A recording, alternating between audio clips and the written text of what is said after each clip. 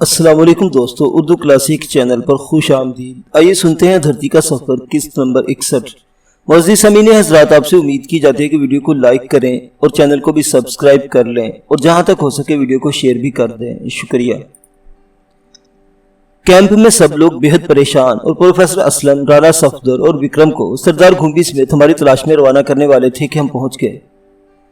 Princess Indira को मेरे साथ देखकर उनकी परेशानी जाती रही। हमलावर गुरीला अगरचे हलाक कर दिया गया था, फिर भी उसके हमले ने सबको चौंका दिया और कैंप के चारों तरफ पहरा लगा दिया गया। कपाला प्रिंसेस इंदिरा को लेकर उस खेमे में चली गई जो हम दोनों के लिए नस्ब किया गया था और सरदार घुंबी 1.5 बरस पहले का वाकया सुनाने लगा कि स्याह मटियाले रंग का खौफनाक गुरीला चीन के बर्फानी पर्वतों से उतरकर आसाम के सरहदी इलाके में दाखिल हो गया और 7-8 दिन के अंदर 2 नौजवान कबायली औरतों को उठाकर ले गया।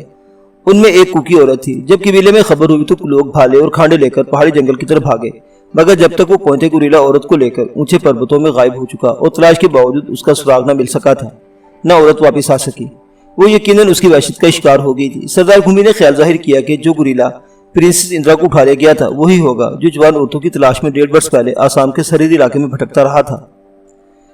इस ख्याल की एक वजह यह भी थी कि चीन के वो ऊंचे पर्वत जहां हमने कैंप लगाया आसाम की सरहदी बस्तियों और कुकी कबीले से ज्यादा दूर ना थे और कोई भी जानवर सरहद पार करके इधर उधर आ जा सकता था। सरदार घुंबी इस बात पर खुश था कि वो गुरीला जिसमें कोई बदरू थी हलाक कर दिया गया। अभी तक किसी ने रात का खाना नहीं खाया था। इसी असना में खाना तैयार हो गया और तकसीम होने लगा। मैं प्रोफेसर से इजाजत लेकर उठा और अपने खेमे में दाखिल हुआ। कपाला ने मुझे देखा तो सलाम करती खेमे से निकल गई और मैं प्रिंसेस इंदिरा की तरफ मुतवज्जो हुआ। उसकी हालत पहले से समझ चुकी थी। कपाल उसे दबाती और खिदमत करती रही थी। फिर भी एक तो ऊंचे पर्वतों की बर्फानी सर्दी, दूसरे जो हादसा पेश आया उसके आसाब पर असरअंदाज हुआ था, जिससे बदन पर खुफिया सर्दी की हल्की सी कपकपी तारी थी, जैसे मौज हवा से गुलाब की पत्तियां हौले हौले लरसती हैं। जरूरी दवाओं के अलावा हम ब्रांडी की चंद बोतलें भी साथ लेकर गए थे। पहाड़ी सफर के दौरान हवाएं बाज़ औक़ात फेफड़ों पर असरअंदाज होती हैं और निमोनिया हो जाने का खतरा रहता है, जिसके इलाज के लिए ब्रांडी बड़ी मुफीद होती है। इलावाजी किसी हादसे वगैरह के नतीजे में पैदा होने वाली असाबी कमजोरी भी उसके इस्तेमाल से दूर हो जाती है। जब मैं अपने खेमे की तरफ चला, प्रोफेसर असलम ने मशवरा दिया कि प्रिंसेस को थोड़ी सी ब्रांडी पिला दो। मैंने पूछा, क्या ब्रांडी पी लोगी? वो चौंकी पर इस बात में जवाब दिया, हाँ। मैंने खुदादाद को बुलवाकर ब्रांडी की एक बोतल मंगवाई और अपने खेमे का पारजाती दरवाजा बंद करके इंदिरा के बिस्तर के सामने आ बैठा। अहले इल्म जानते होंगे कि इंसानी जिस्म के रग पट्टों में एक सफेद लचकदार सा रेशा होता है, जिससे इंसान के आज़ा न सिर्फ मजबूत रहते हैं बल्कि सरीर हरकत हो जाते हैं। चुनांचे हमारे जिस्म में फुर्ती, तेजी, तरारी उसी रेशे की लचक, नरमी और मुलायमत से पैदा होती है। लचकदार से मुराद वही चीज है जो हरकत से जुम्बश करे। जब इंसान के कल्बो ज़हन या जिस पर कोई हादसा गुजरता है उसका असली निसाब मुतासिर होता है और खौफ या दहशत की लहर उस सफेद या लचकदार रेशे में दौड़ने लगती है, जिससे पट्टों को झटके लगते हैं और जिस्म की कुव्वत कमजोर पड़ जाती है। क्योंकि हादसे, खौफ या दहशत की वजह से लोग रग पट्टों के लचकदार रेशे में किसी कदर तनाव पैदा हो जाता है जो आसाब को मुतासिर करता है। असली निजाम की इस परागंदी को दूर करने और इंसान को नॉर्मल हालत में लाने की जरूरी होता है कि इसके दिलो दिमाग से खौफ का हर साया दूर कर दिया जाए, ताकि लचकदार रेशे का तनाव कम हो और रग पट्टे फिर से सही तौर पर काम करने लगे। प्रिंसेस इंदिरा को पेश आने वाले हादसे की वजह से उसकी जो हालत हुई सो हुई, लेकिन अचानक सदमे से मेरे आसाब को जो झटका लगा, मैं अपने दिल और ज़हन में उसकी लर्जिश अभी तक महसूस कर रहा था। इसी नागहानी हादसे के बायस मुझे पहली बार पता चला कि इंदिरा से शदीद मोहब्बत करता हूँ। अगर वो न मिलती या उसे कुछ हो जाता तो शायद खुद भी मर गया होता। उसकी जुदाई एक लम्हे के लिए गवारा ना थी। यही वजह हुई कि एक तरफ उसके इख्वा का अचानक गम पहाड़ों का बोझ बनकर दिल पर आ गिरा, दूसरी जानिब उसे खोजने ढूंढने की भागदौड़, परेशानी और बदहवासी जिस्म ज़हन को झटके देती रही।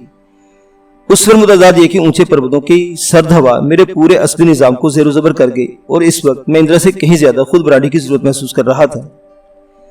मैंने एक गिलास में उसके लिए, दूसरे गिलास में अपने लिए ब्रांडी तैयार की और आहिस्ता आहिस्ता इख्तिलाल हवास के दायरे से निकलने लगा। इंदिरा की हालत भी बेहतर होती चलेगी। आंखों में, गालों पर शादाबी की हल्की हल्की लहर दौड़ने लगी और कानों की लोएं धीरे धीरे सुर्ख होने लगी। उसने थोड़ी सी ब्रांडी और तलब की और मुझे भी उसका साथ देना पड़ा। थोड़ी देर में बिल्कुल नॉर्मल हो गई, बल्कि आर्जों पर गुलाबियां दौड़ गई और कुछ चहकने कुछ रहकने लगी। मेरे परागंदा हवास भी बहाल हो गए और आसाबी दबाव जाता रहा। ब्रांडी ने हमारे जिस्म गर्म कर दिए और मखमली लिहाफ ने हमें ढांप लिया। सफर के दौरान सब लोग जमीन पर बिस्तर बिछाते थे, मगर नीचे दरी बिछती, उस पर एक एक दो दो नुमंदे डाले जाते, फिर बिस्तर लगाया जाता। हमारा बिस्तर मखमली था, जिससे प्रिंसेस इंदिरा अपने साथ लेकर आई थी। कपाला ने हमारे खेमे में वो बिस्तर बिछाया और उस बिस्तर पर इंदिरा की मोहब्बत मेरे दिल में ज्वार भाटे की तरह रह रही थी। अब वो पूरी तरह नॉर्मल और ज़हनी तौर पर पुरसुकून हो चुकी थी। मैं चाहता था कि अपनी खुशगवार बातों से उसका दिल बहलाऊं और अपनी लाजवाब मोहब्बत का इजहार करूं, जिसका शदीद एहसास उसी रोज हुआ था। फिर मैं उसे बताने लगा, रोशन अरादा की तरह मैं तुम्हें भी अपनी निस्फ जिंदगी समझता रहा और इस बात पर मुतमईन था कि मैं अपनी आधी जिंदगी रामपुर में छोड़ आया और आधी जिंदगी अपने साथ लिए फिरता हूँ। मगर आज मालूम हुआ कि तुम आधी नहीं बल्कि मेरी पूरी जिंदगी हो, मेरा आदर्श हो, मेरी जाने मोहब्बत हो, बल्कि हरनाम सिंह की जुबान में मेरी सरकार हो और खून की तरह मेरी नब्जों में दौड़ रही हो। तुम्हारा प्यार मेरा नशा है, तुम्हारे बदन की लतीफ खुशबू मेरी राहत है। तुम्हारे बगैर मेरा दिन दिन नहीं, मेरी रात रात नहीं, क्योंकि मेरी जिंदगी का हर लम्हा तुम्हारे गिर्द घूमता है। जब तुम अचानक गुम हो गई, उठा ली गई, तब महसूस हुआ कि रूह मेरे पैकर से निकल गई है और जिंदगी मुझे छोड़ गई है। मगर तुम मिल गई तो मैं फिर से जी उठा हूँ। वो बड़े शौक, बड़ी लगन, बड़ी वारफ्तगी से मेरी बातें सुनती रही। मेरे अल्फाज तो बूंदनी की तरह खाली नहीं थे, उनमें मेरी रूह तड़प रही थी, मायने बोल रहे थे। और ये जान करके मैं उसे अपनी मुकम्मल जिंदगी समझता हूँ, बेख्तियार मुझसे लिपट गई और ये तासुर देने लगी कि खुद भी मुझसे अलग कोई चीज़ नहीं। मियाँ बीवी, पति पत्नी यूँ भी यकजान दो कालिब होते हैं, उनके दरमियान कोई पर्दा, कोई हिजाब नहीं रहता, उनका जीवन एक होता है। मगर उसने इस हकीकत को एक नई पहने पहनाए और बोली, जिस तरह कुछ नारियां बहुत ज़्यादा सुंदर होती हैं, उसी तरह कुछ मर्द भी सोशील होते हैं। एक सुंदर नारी एक सोशील मर्द के साथ अपने जीवन की कुछ रातें ऐसी खुशी गुजार देती है और समय के साथ साथ चांद की तरह उनकी कशिश घट जाती है। मगर तुम ऐसे मर्द हो जिसकी कशिश सूरज की तरह बढ़ती रहती है और मैं अपने जीवन का हर लम्हा तुम्हारे साथ गुजारना चाहती हूँ, क्योंकि तुम्हें विष्णु भगवान ने मेरे लिए चुना और पसंद किया है। तुम सिर्फ मेरी जवानी के साथी नहीं, मेरे जीवन साथी हो। और जिस तरह समंदर में मौज मौज के साथ मिलकर सफर करती है, इस तरह मैं जीवन भर तुम्हारे साथ रहूंगी।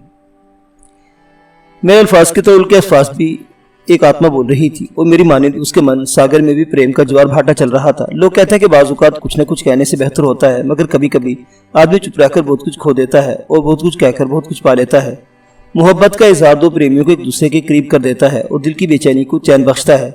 मैंने और इंदिरा ने अपने अपने दिल की बात कह दी थी, एक दूसरे के प्यार को अपने अपने दिल में तुलारस में तोल लिया था और प्रेम के दोनों पलड़े बराबर उठे थे, जिससे हम दोनों को एक रूहानी सुकून मिला। मोहब्बत के इजहार से हमारे आसाब में खुशगवार तब्दीली पैदा हो गई। अब हमें हादसे के बारे में गुफ्तगू करने का मौका मिला। कुछ बातें इंदिरा को मालूम ना थी, कुछ बातें मैं नहीं जानता था, उसने मुझे बताया। मैंने ये बात दूसरों के सामने बताना मुनासिब नहीं समझी थी कि राइफल के धमाके से पहले भी मुझे पल दो पल के लिए होश आया था और हो यूँ आया था कि बेहोशी की हालत में मुझे अपनी हथेलियों पर कोई नरम गर्म सी चीज़ सरसराती लपलपाती महसूस हुई।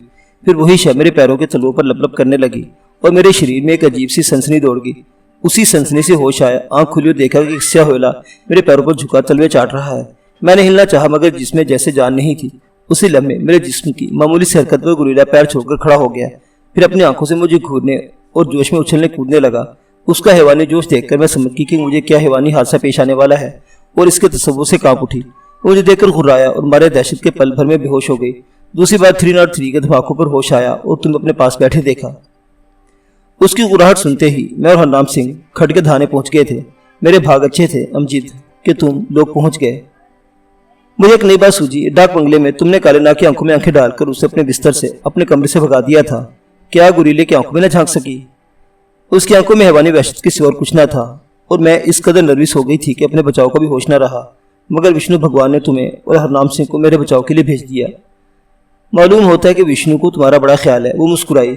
विष्णु की प्यारी हूँ, जब तो उसने मेरे लिए तुम जैसा मर्द ढूंढा है और मेरे मन में तुम्हारा प्रेम डाला है। उसे गुरीले की गैर इंसानी हमलों से बचाने में वाकई कुदरत का जबरदस्त हाथ और वही इस कुदरत को विष्णु भगवान के नाम से याद करती थी। उसने अपनी लंबी खूबसूरत गर्दन में लटकती नीले रंग की पतली रेशमी डोरी पकड़ी और उसमें बंधी छोटी सी सफेद कोड़ी निकालकर मुझे दिखाई। पता नहीं तुम इस बात को मानते हो या नहीं, मगर आज विष्णु की इस कोड़ी ने मेरी रक्षा की है। मुझे रामपुर के जंगल में साधु महात्मा याद आ गए, जिसने प्रिंस इंदिरा को विष्णु की कोड़ी देकर ताकीद की थी कि उसे अपने गले से उतारना नहीं, तुम्हारा हर कठिन समय बीत जाएगा। मुझे शीशनाग का मन दिया और कहा था, जिसके पास से मन का हो कोई सांप इसके करीब नहीं फटकता।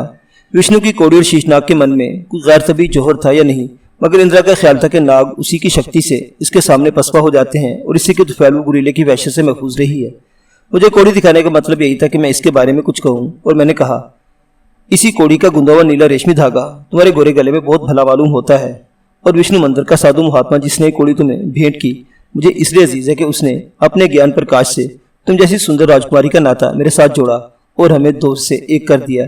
उसने फौरन हुज्जत निकाली, मगर तुमने उसका जोड़ा हुआ नाता नहीं माना था। माना था जभी तो हम दोनों एक बिस्तर में हैं। एक बिस्तर में इसलिए हैं कि तुमने मेरे साथ अक़द किया, लगन नहीं माना। अरे कुछ बातें रिवाज की होती है, कुछ समाज की। मैंने रिवाज और समाज को एक कर दिया ताकि हमारा नाता दोनों पहलू से इतना पक्का हो जाए कि ना इस पहलू से टूट सके ना उस पहलू से। यह बात उसे अच्छी लगी। तुमने दोनों से नाता पक्का कर लिया, इधर से भी और उधर से भी। मुस्कुराते तो गालों पर गुलाब से खिल गए। मुझे हरनाम सिंह का ख्याल है कि जिसने उसे मेरी सरकार कहा था। डाक बंगले में हरनाम सिंह ने काले नाग पर गोली चलाई तो तुम उससे नाराज हो गई। आज उसने गुरीले पर गोली चलाई तो तुमने उसके हाथ चूम लिए। नाग मेरा बैरी नहीं था मगर गुरीला बैरी था, और हरराम सिंह के हाथ इसलिए चूमे के मैं उसे नाग की जीव हत्या से बरी कर दिया, क्योंकि उसे विष्णु भगवान ने ही मेरी रक्षा के लिए भेजा था। वो समझती थी उसकी हिफाजत विष्णु भगवान ने की है, जो अजीम कुदरत की रोशनी का रूप है। उसके नजदीक वो खुद विष्णु की प्यारी थी, और मैं भी उसी का पसंद किया हुआ मर्द था। जब भी साधु महात्मा ने उसके साथ मेरा लगन कर दिया और विष्णु की प्यारी एक सुंदर सौगात की तरह मुझे सौंप दी थी। प्यार मोहब्बत की इन बातों ने हमारे मूड में अच्छा और खुशगवार तब्दीली पैदा कर दी। मैं चाहता था वो सो जाए, क्योंकि नींद भी असली निजाम की दुरुस्ती के लिए बहुत जरूरी होती है। मगर प्रेम की बातें करते करते मुझे अपने प्रेम के सागर में ले उतरी और हम दोनों उसके ज्वार भाटे में डूबते उभरते रहे। दूसरे दिन वो बेदार हुई तो हस्बे मामूल हशाश बशाश थी। चीन के ऊंचे पर्वतों से हमें शुमाल मगरिब के रुख तिब्बत की तरफ सफर करना था, और हमारी पार्टी में कोई आदमी उन रास्तों से वाकिफ ना था।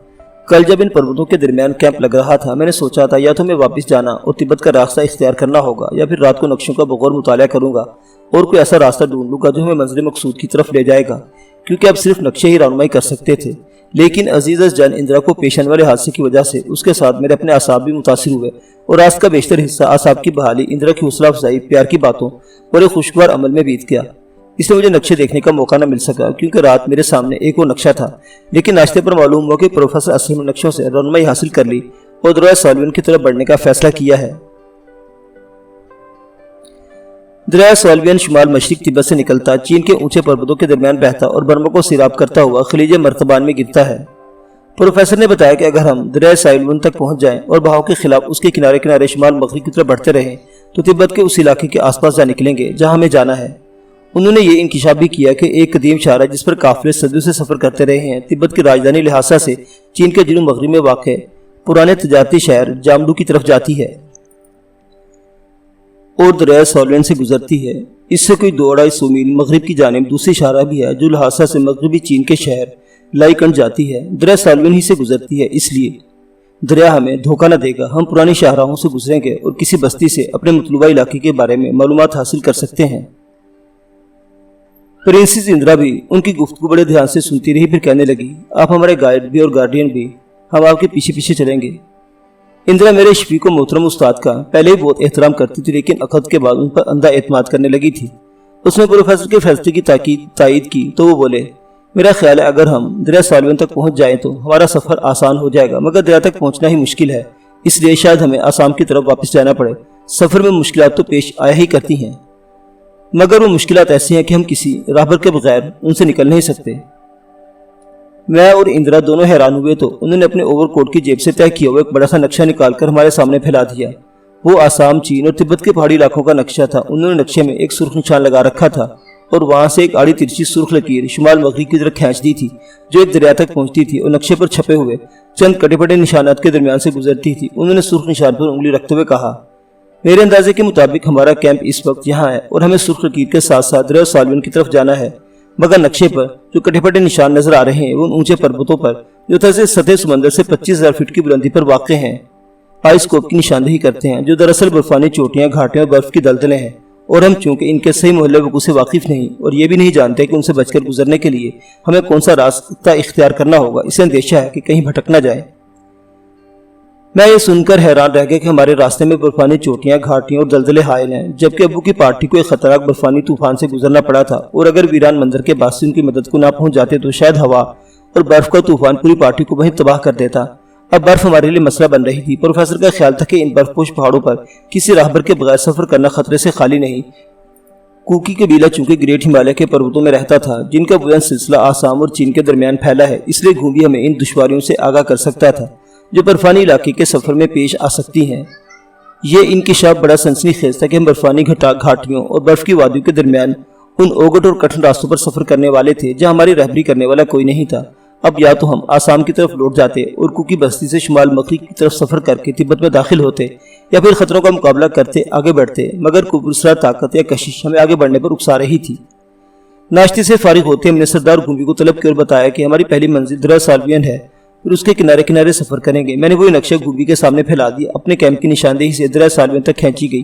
वो सुर्ख लकीर दिखाई जो बर्फानी घाट और दलदलों के दरमियान से गुजरती थी। दरिया का वो मुकाम भी दिखाया जहां से एक कदीम शाहरा चीन और तिब्बत को मिलाती थी, और कहा, सरदार घूंबी, तुम बता चुकी हो कि ये पर्वत तुम्हारे लिए अनदेखे और अनजाने हैं, मगर हमें इन पर्वतों में सफर करना और दरिया सालवन के किनारे पहुंचना है। जगह जगह बर्फानी घाटियां और बर्फ की दलदलें हैं। क्या तुम किसी तरह हमें दरिया तक पहुंचा सकते हो? घूमी ने नक्शे को हैरत और शौक की नजरों से देखा, जिस पर शहर, दरिया, पहाड़, जंगल, मारूफ रास्ते, बर्फानी चोटियां, घाटियां, मैदानी और पहाड़ी इलाके मुख्तलिफ रंगों में दिखाए गए थे। उसने ऐसा नक्शा जिंदगी में पहली बार देखा था। वो पहाड़ों, दरियाओं, शहरों, रास्तों के निशानात बड़ी दिलचस्पी से देखता रहा। कैंप के निशान से दरिया तक खींची हुई टेढ़ी मेढ़ी सुर्ख लकीर पर नजर डाली। उस लकीर के आसपास बर्फानी घाटियों और दलदलों के निशानात देखे और टूटे फूटे फिक्रों में बताने लगा कि वो पहले ही हैरान है कि इन पर्वतों और रास्तों पर कैसे निकल आया, जिन्हें नहीं जानता, मगर अब चाहता है कि इन रास्तों पर सफर करे और आगे बढ़े। वो हमारे साथ साथ बल्कि आगे आगे चलेगा। जो मुश्किल पेश आएगी इसे पहले खुद उठाएगा। हमने अपने कैंप से दरिया तक जो लकीर खींच दी, वो जो रास्ता मुकर्रर कर दिया है, इस पर चलता रहेगा। और जब कोई आदमी अपने रास्ते पर चलता रहता है तो कभी न कभी अपनी मंजिल पर पहुंच जाता है। सो हम भी दरिया सालवन तक पहुंच जाएंगे। ये था सरदार घूंबी का जवाब। ऊंचे पहाड़ों और उनके ओघट रास्तों पर किसी राहबर के बगैर सफर करना जोखों और खतरों से खेलने वाली बात थी। सरदार घूंबी ये तो नहीं जानता था कि हमें किस किस्म के खतरे दरपेश होंगे। अलबत्ता वो तमाम खतरों के दरमियान हमारे आगे आगे चलने पर तैयार था। उसने ये भी कहा कि जो कुकी इसके साथ सफर कर रहे हैं, इन रास्तों का खोज लगाने और खतरों की निशानदेही करने के लिए अपने आगे आगे रवाना कर देगा। इस तरह रास्ता डूबता हुआ आगे बढ़ेगा। इसने हमें इस वक्त कैंप उठाने और आगे बढ़ने का फैसला कर लिया। सूबेदार खुदादाद खान को कैंप उठाने के लिए कह दिया गया। ये बता देना भी जरूरी है कि खुदादाद खान एक किस्म का कैंप इंचार्ज था। पहरे, चौकी, सामान की हिफाजत, खुराक की तकसीम, कैंप लगाने उठाने के तमाम काम इसी के सुपुर्द थे। वो हर काम एक तजर्बाकार फौजी की हैसियत में बड़ी उम्दगी से करता और दूसरे लोग इसके साथ ताउन करते थे। सरदार घूंबी को रुखसत करके हम भी खेमे से बाहर आ गए। सूबेदार खुदादाद खान कैंप उठाने का ऐलान कर रहा था कि सरदार घूंबी अपनी सरदारनी कपाला और डूबा को लेकर फिर हमारे पास आया और ये हैरत अंगेज खबर सुनाई कि कपाला इन पर्वतों और घट रास्तों के बारे में बहुत कुछ जानती है। अब ये मालूम करना जरूरी था कि वो क्या जानती है और क्या कहती है। मैं, प्रिंसेस इंदिरा, राणा सफदर और प्रोफेसर असलम फिर खेमे में आ गए। घूंबी और कपाला दोनों हमारी बात समझ लेते और टूटे फूटे लफ्जों में, फिक्रों में अपनी बात समझाने की कोशिश करते। चंद रोज में उन्होंने हमसे कुछ नए अल्फाज और फिक्रे सीख लिए थे। फिर भी सरदारनी कपाला इन ऊंचे पर्वतों और कठिन रास्तों के मुतालिक हमें आसाम की कबायली बोली में कुछ बताना चाहती थी।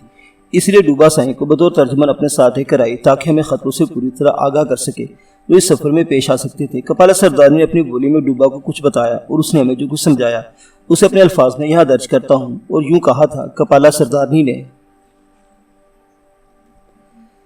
आज से 18 बरस पहले जब मैं भी 11 बरस की बच्ची थी, मैं अपने बाबू के साथ इन्हीं पर्वतों पर एक चीनी बस्ती की तरफ सफर किया और इन रास्तों से गुजरी थी जिन पर तुम लोग जाना चाहते हो। वो बस्ती सालवे नदी के किनारे और उस रास्ते से ज्यादा दूर ना थी जिस पर काफिले चीन और तिब्बत की तरफ आते जाते हैं।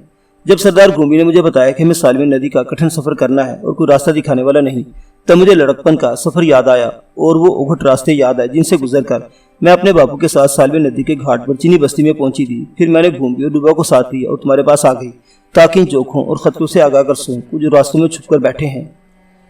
तुम्हारे साथ बंदूकें चलाने वाले और भाले मारने वाले भी हैं। तुम लोग गिनती में भी ज्यादा हो, मगर जब मैंने 11 बरस की उम्र में अपने बापू के हमरा इन पर्वतों का सफर किया, कोई तीसरा आदमी हमारे साथ नहीं था। बस बापू था, मैं थी और खच्चर था जिस पर सामान भी लदा हुआ था और मैं भी सवार थी। बापू खच्चर की लगाम थामे अपना भाला उठाए आगे आगे चलता था। हम भोजन करने या पानी पीने के लिए रुकते और फिर चल देते थे। पहली रात हमने इन्हीं पर्वतों में एक बड़े गार के अंदर बसर की थी। ये भी बता दूं कि बापू शाम के समय जब भी रुकता किसी गार के पास रुकता और मुझे यूँ लगता था वो इन रास्तों को, इन गारों को पहले से जानता है, इसलिए वहीं रुकता है जहाँ उसे रुकना चाहिए। जब हमने दूसरे दिन का सफर शुरू किया, मैं एक बर्फानी रीछ को देखकर डर गई जो खुराक छीनने के लिए हमारा रास्ता रोककर खड़ा हो गया और बापू पर झपटने लगा, मगर बापू ने उसे मार डाला और मुझे लेकर चल पड़ा। उस दिन एक ओघट बर्फानी घाटी से बचने के लिए हमें लंबा चक्कर काटना पड़ा। फिर भी रात का अंधेरा उतरने से पहले हमें गार के पास पहुंच गए जहाँ खाना खाया और रात काटी। तीसरे दिन जब मैं खच्चर पर सवार हुई और बापू उसकी लगाम पकड़े आगे आगे चलने लगा तो बोला, कपाला आज हम बर्फ की एक दलदल पार करेंगे क्योंकि आगे बढ़ने का और कोई रास्ता नहीं। उस दलदल को पार कर ले तो सिर्फ एक दिन का सफर बाकी रह जाएगा। मैंने कभी बर्फ की दलदल नहीं देखी थी। दोपहर के समय बापू एक ऐसी घाटी में पहुंचा जिसे घाटी कहना ठीक नहीं होगा क्योंकि आसपास कोई पर्वत नहीं था, कोई चोटी या ढलान नहीं थी जिस पर जहां तक दिखाई देता बर्फ का मैदान था। कहीं ऊंचा कहीं नीचा 2-3 चट्टानें बर्फ का लिबास पहने खड़ी थी उनमें एक खम की तरह ऊंची, दूसरी और तीसरी दोनों धनुष जैसी खमदार थी और बर्फ ने हर तरफ से ढांप रखा था। मैं बर्फ का वो मैदान देखकर डर कर रह गई, जो दरअसल बर्फ की दलदल थी। ऊपर खुला आकाश था, नीचे बर्फ ही बर्फ थी और वो बर्फ उभरी थी जो बर्फ के पर्वत में ढलने के बजाय धुनकी हुई रुई की तरह बिखरी थी। बापू ने एक जगह खड़े होकर बर्फ की उस दलदल को बड़े ध्यान से देखा। उसकी नजरें इन्हीं सफेद धनुष और सफेद खम जैसी ऊंची चट्टानों पर जमी थी। फिर इसने अपनी जूतियां पैरों के साथ रस्सी से बांध ली ताकि गिर न जाए, और एक हाथ से भाला टेकता दूसरे हाथ से खच्चर की लगाम थामे भुरभुरी बर्फ को दलदल में कदम कदम आगे बढ़ने लगा।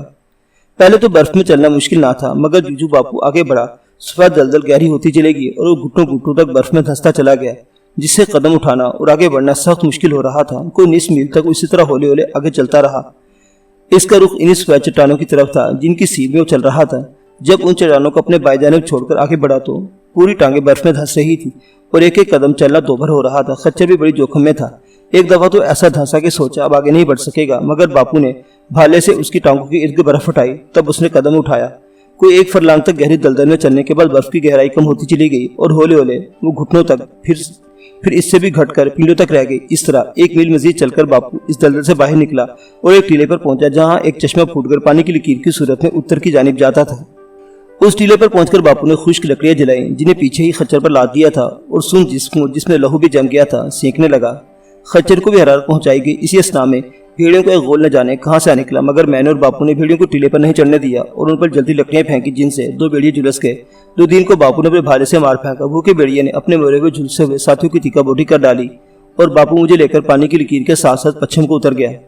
अब खच्चर की रफ्तार भी तेज थी और रास्ता भी सीधा था। बहुत जल्द हम बर्फ की दलदल और उसके आसपास बर्फानी घाटियों और चोटियों को पीछे छोड़ आए और गहरी शाम को फिर एक गार के दहाने पहुंच गए, जहां रात बसर की। बापू ने मुझे बताया कि बर्फ की दलदल पार करने का सिर्फ वही रास्ता है जो चट्टानों के करीब से गुजरता है और जिस पर वो कदम कदम चलता रहा। अगर वो इस सीधे से इधर उधर हो जाता तो खच्चर समेत बर्फ में दफन होकर रह जाता, क्योंकि इस मखसूस रास्ते के दाएं बाएं दलदल बड़ी गहरी और नाकाबिल अबूर है। जो लोग रास्ते से नावाकिफ होते हैं वो इस दलदल को पार नहीं कर सकते। उसी रात जब हम गार में सोने की तैयारी कर रहे थे, बापू ने मुझे एक अजीब बात बताई और ये बताया कि उसने सालवे नदी के किनारे चीनी बस्ती, जो हमारे आखिरी पड़ोस से स्थित, एक दिन की मुसाफत पर थी। वो एक चीनी गुरु फांगचू के पास जंतर मंतर सीखने जा रहा है, जो अपने जादू से चलते फिरते आदमी को गायब कर देता है। उसकी उम्र तो सिर्फ 41-42 वर्ष की है, मगर जंतर मंतर में कोई बड़े से बड़ा जादूगर भी उसका सामना नहीं कर सकता। फिर बापू कहने लगा, मैं 2-3 महीने फांगचू के पास रहकर जंतर मंतर सीखूंगा ताकि आसाम के कबीले में कोई सरदार मेरा मुकाबला न कर सके। तू भी वहीं रहेगी और जो कुछ वो कहेगा वही तुझे करना होगा, क्योंकि तू उस जंतर मंतर का बदला होगी। जो चीनी जादूगर मुझे सिखाएगा वो तुझे अपने पास रख लेगा, मगर तू घबराना नहीं, मैं 1 वर्ष के अंदर अंदर आकर तुझे ले जाऊंगा। मैं ये बात सुनकर हक्का बक्का रह गई, मगर बापू के सामने बोल नहीं सकती थी, उसे डरती थी। अब उसके साथ चीनी जादूगर फांगचू से भी खौफ आने लगा। न जाने वो शक्ल सूरत में कितना भयानक होगा और मुझे क्या कहेगा। मैं चुप हो गई, मगर बापू तसल्ली देता रहा कि मुझे सदा उसके पास नहीं रहने देगा। अगले दिन वो मुझे खच्चर पर बिठाकर फिर चल दिया। आगे एक और बर्फानी घाटी थी जिसे पार करना मुश्किल था। वो लंबा चक्कर काटकर एक पर्वत की पतली पगडंडी पर चलता रहा और ऐसे खतरनाक थी उस पगडंडी के उतार चढ़ाव जैसे मौत का रस्सा झूल रहा हो। मैं खच्चर से उतरा और बापू का हाथ थामे उसके साथ साथ चलती रही।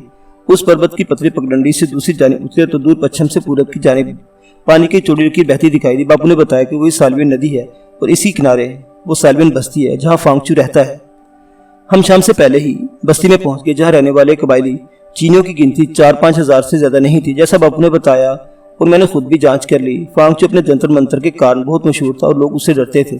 उसका मकान पत्थरों से बना हुआ था और बहुत बड़ा था, जिसमें उसने मेरा और बापू का स्वागत किया।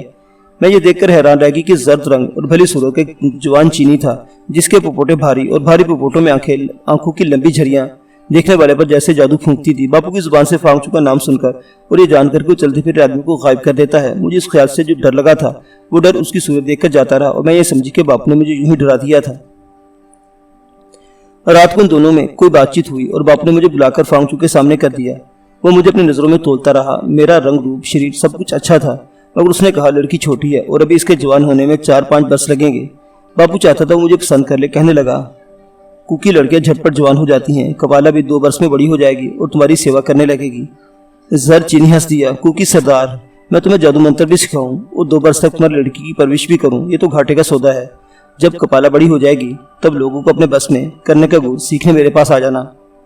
बापू ने फांगचू के पैर पकड़ लिए, उसे थोड़ी सी चांदी भेंट की जिसे अपने साथ देकर आया था और कहा, मुझे निराश न करो, अगर तुम 2 बरस कपाला का खर्चा नहीं उठाना चाहते तो मैं इसे अपने साथ ले जाऊंगा और जब तुम्हारी सेवा के काबिल होगी तुम्हारे पास छोड़ जाऊंगा। मुझ पर भरोसा करो, मैं इतना कठिन सफर करके कुछ सीखने आया हूँ, मुझे सिखा दो। उसने बापू की बात मान ली, उस पर भरोसा कर लिया और उसे अपना शागिर्द बना लिया।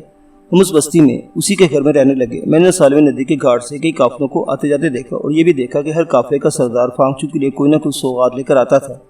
चीनी और तिब्बती व्यापारी जो अपने काफिलों के साथ सालवे नदी से गुजरते उसके जादू मंत्र से रहते और उसे खुश रखते थे। उसका घर किसी बादशाह और राजे की तरह कीमती सौगातों से सजा हुआ था। न सिर्फ बस्ती में बल्कि काफिलों में इस बात का चर्चा था कि वो चलते फिरते आदमी को गायब कर देता है और नारियों को अपने जादू से राम कर लेता है।